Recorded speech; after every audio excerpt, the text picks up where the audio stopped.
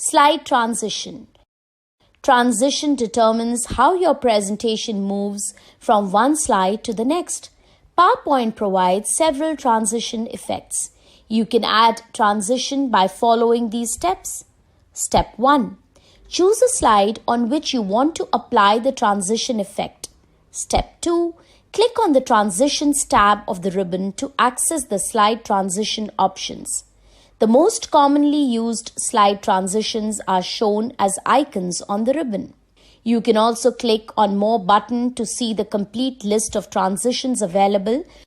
With PowerPoint 2016, you can see the transition effect on the slide by placing the mouse over the transition choice prior to making your selection.